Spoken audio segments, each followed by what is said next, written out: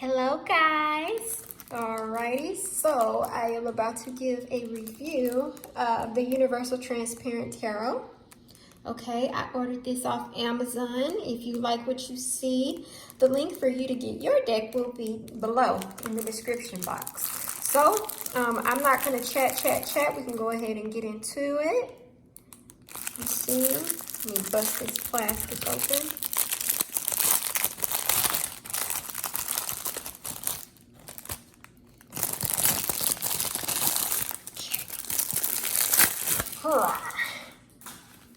Okay, so the packaging is nice. You know, it's sturdy, some hard plastic, pops right open like that. Let's get into these cards though. So that's what they're looking like so far. Okay, it has a book here. This brand, Los Cabero, I think that's what it's called, Los Cabero. They actually make really good tarot decks. I have other decks from theirs that I would love to share with you guys in the near future. So, let's see. Okay, let me not break my nails trying to do this. Give me a second, guys. Had to use my tiger teeth.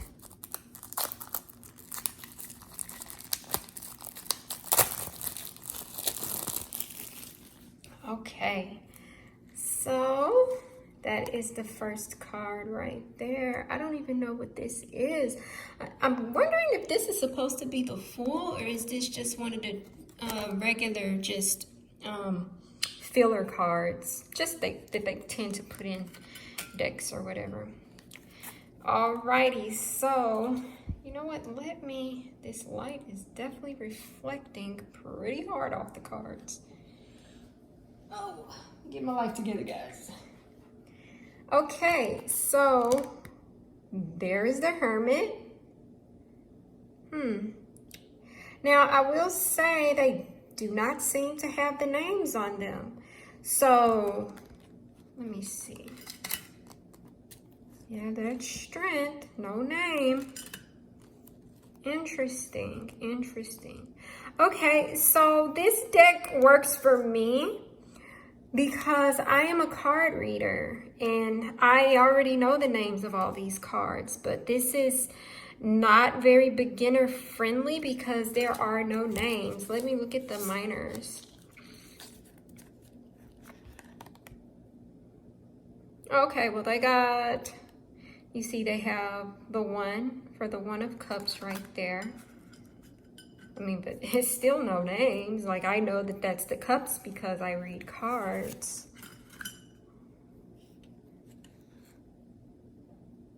Coins.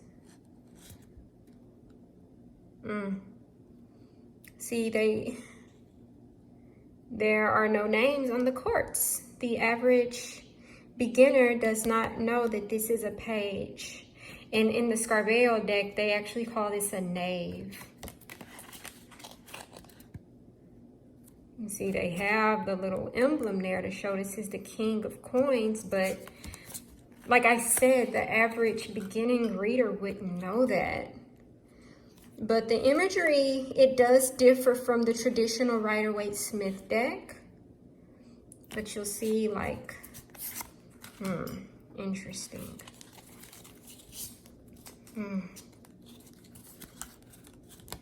And see, I don't even know what this is supposed to be. What have we here? This looks like it may be some type of play on maybe water and material, maybe earth, water and earth. Let me see if I can find another one of these in here. So yeah, these buddies do not have a name on them, but they're cute though. I like that they're see-through. They're quite flimsy. If you're reading at a party or in a kind of sloppy environment, this is a good thing because you won't ruin your cards. But man, if these cards get bent, that is it. That is absolutely it. It's got nice coloring on it. I would say that much. Let me see. I'm gonna sit some of these down. I don't see any more of the cards with the dots on them, so I don't know what that's all about. So it seems like, okay, so one thing that I've noticed.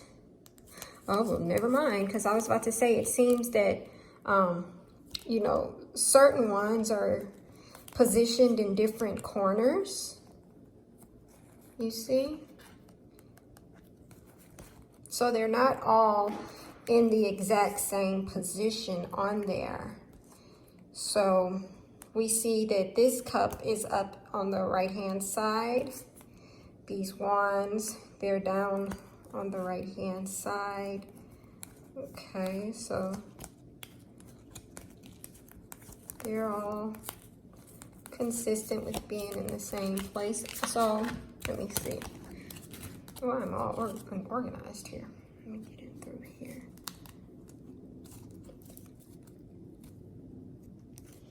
Okay, so those cups are up. Wands are down.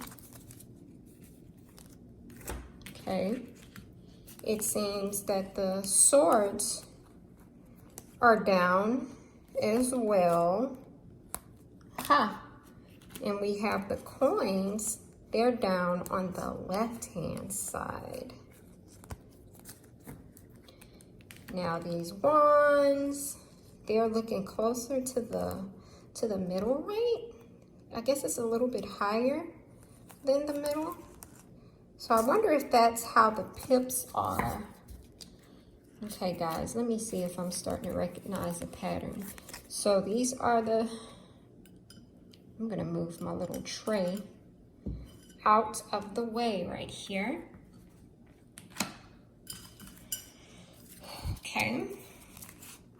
So these are all coins. They are down on the left-hand side, but these are the pip coins. I'll put those right there. We have more wands here. Okay. So the pip wands are looking like they're right there. So we have sword pips. Let me grab these bunnies from right here.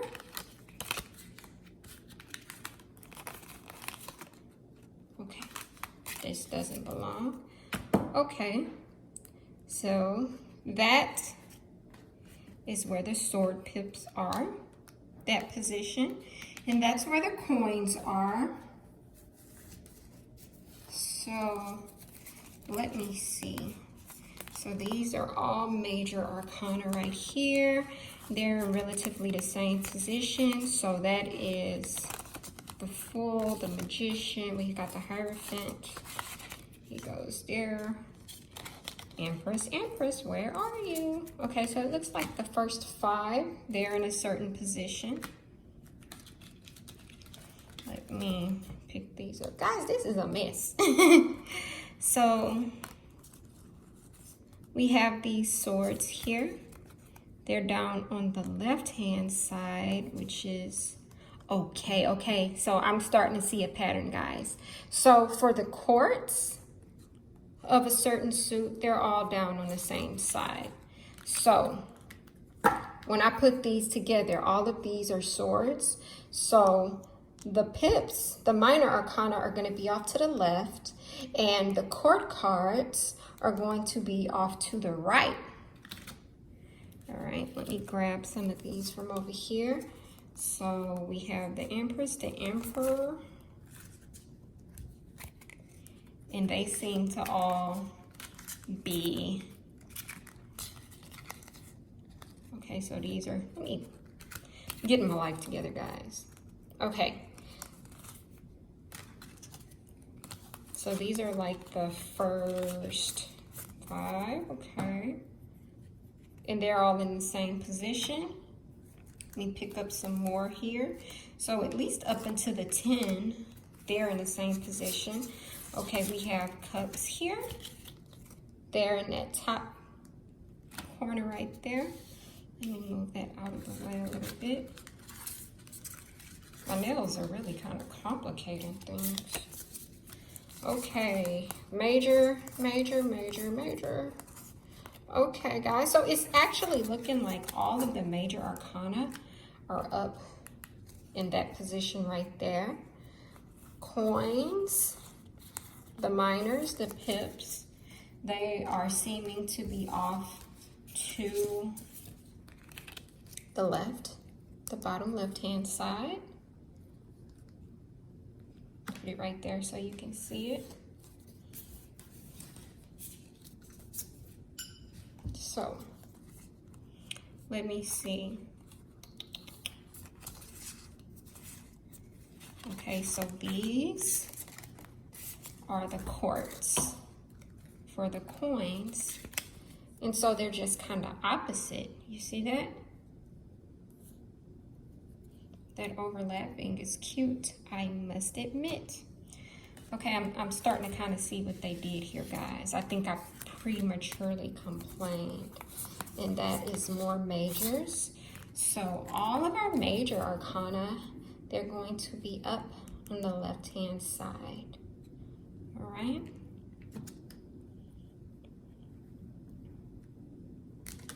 And cups.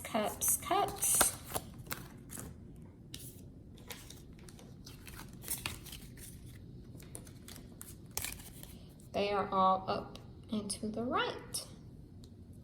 All right.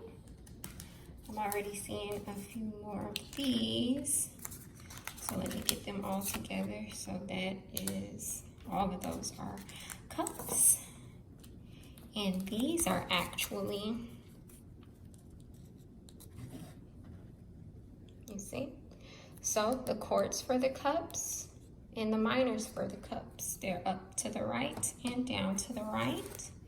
And we have all of the court cards for the wands.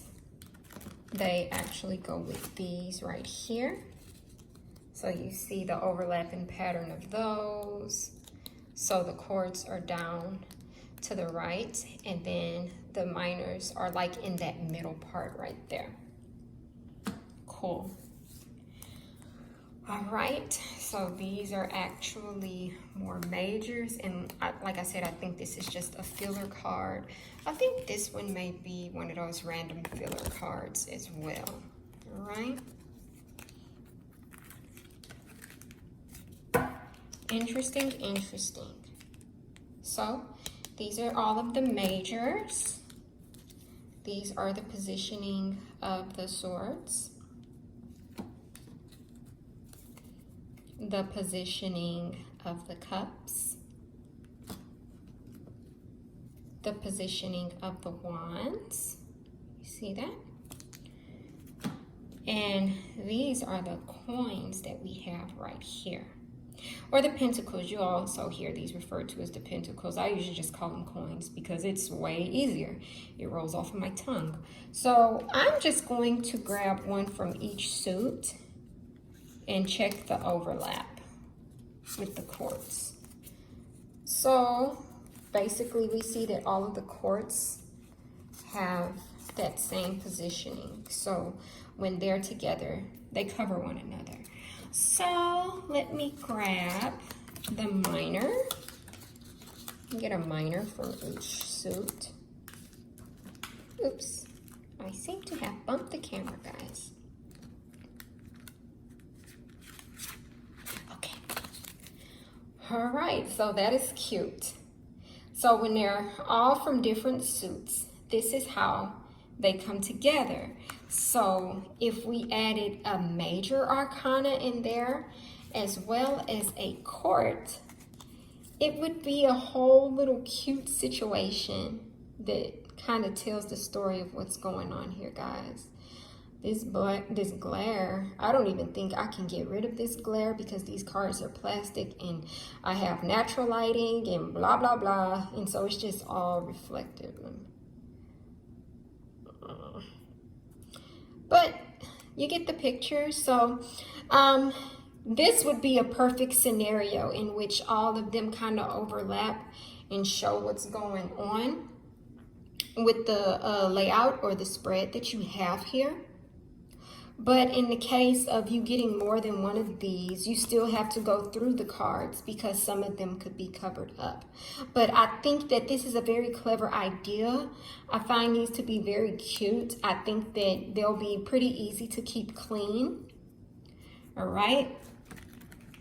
Let's see how they are when it's time to shuffle. So whenever I shuffle, all of my cards are together in my hand. So let's do a realistic shuffle of these cards, okay? So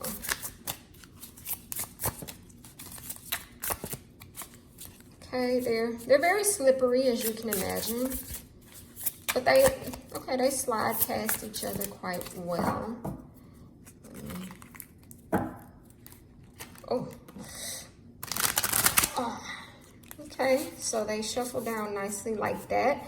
It was kind of hard to bend them, I must add. So let's try it longitudinal. Oh, they're great this way. That felt good. I liked that. Okay. So overall, I must say that these are cute cards. Not very beginner friendly, like I said. You may want to start off with a traditional Rider-Waite-Smith deck. That is going to make it, second nature for you to be able to read these. But they play off of the exact same imagery from the traditional Rider-Waite-Smith deck. It's a little bit different, but if you know your Smith deck when you see it, then, well, the Rider-Waite, should I say. I just like to give Smith that recognition because Smith usually gets left out. But this is great. It's great, guys. And again, this is called the Transparent Universal Tarot. I got these off Amazon. If you are interested in your own deck, you can find the link below. And also, if you would want to work up to this deck, I would recommend you getting the traditional Rider-Waite-Smith tarot deck, okay? And I'll just go ahead and link that below for you as well. So, guys, oh, I think that is like off-centered.